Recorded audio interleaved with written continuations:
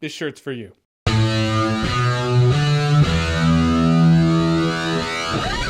Green Book. So Green Book stars Viggo Mortensen and Mahershala Ali in characters that are not like those characters, which really shows the range in their acting ability. This is based on a true story. Viggo Mortensen plays a tough guy, unrecognizable as Viggo Mortensen. Not saying Viggo Mortensen isn't tough, I'm just saying he plays that tough guy, tough talking Italian. Also self-proclaimed master bullshitter. Just a different role. Different than Aragorn anyway. Or the devil in Prophecy. Or the dude in Hidalgo. And Mahershala Ali plays Doc. He's an artist, he plays the piano, he's part of a trio. He's a very cultured, sophisticated gentleman. They play classical music. So Doc's gonna do a music tour in the South, in America, in 1961. And he needs a bit of a tough guy to be his driver, bodyguard, and personal assistant. Enter Tony, that's Viggo Mortensen, so these two are on a road trip together. And not only were Viggo Mortensen and Mahershala Ali great, they were great together. They just have great chemistry. I love the fact that these two were just thrown into this situation. This tough guy Tony, whose horizons have not been broadened by culture and sophistication, and this very cultured gentleman type, and they're nothing alike. They wouldn't elect to hang out together, but fate and the job have brought them together. That's just amusing. It's not amusing in that planes, trains, and automobiles kind of way. This isn't a comedy by any stretch of the imagination, but that scenario, that situation is just amusing to see. At first, then you get attached to the characters and you see them grow. What I really like that this movie did, usually the scenario is the rigid, standoffish one is going to learn how to be a little more tolerant by way of hanging out with the lovable loudmouth, but that just shows growth from one of the two people. This movie shows that both people will grow. And if growth isn't the right word, what I mean to say is both will gain perspective, which I suppose by definition is growth. Because we're all essentially computers, we're hard drives, and we annex information from our interactions with people, the places we go, the scenarios and situations that we take part in. You can't throw two people together and have only one of them learn from the situation. Granted, if Doc didn't grow in this situation, he'd be better off than Tony. Like, Tony probably required more growth, Doc would be fine. This doesn't change the fact that Doc still needed to grow in his own right. So I'm glad that they showed that both people can learn something from each other. And really, this is just a pure, very enjoyable character movie. I mean, Tony's his bodyguard, yeah, but it's not like he throws down every other stop that they make. He's more of a deterrent than anything. There's a couple of racist assholes, they do run into them. But the scenarios you're interested in aren't the people out there, they're the people in the car. Funny thing is, I almost don't know why it's called Green Book. Like, Green Books were these little pamphlets that was like, all right, here's where black people can go and stay if you're touring in the South. So it's relevant, they do use it, but calling it Green Books is kind of a weird call. I feel like I'm running into that Siskel and Ebert scenario for that movie, It Could Happen to You. I remember watching the review back in the 90s and they were like, why is it called It Could Happen to You? I mean, granted, it could happen to you.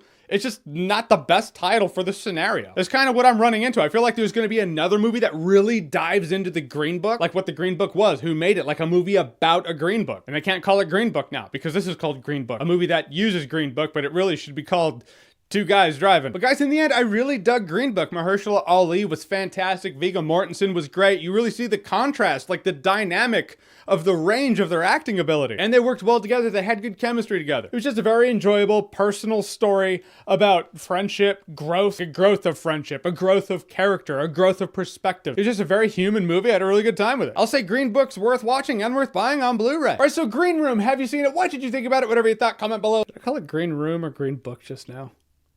I don't know.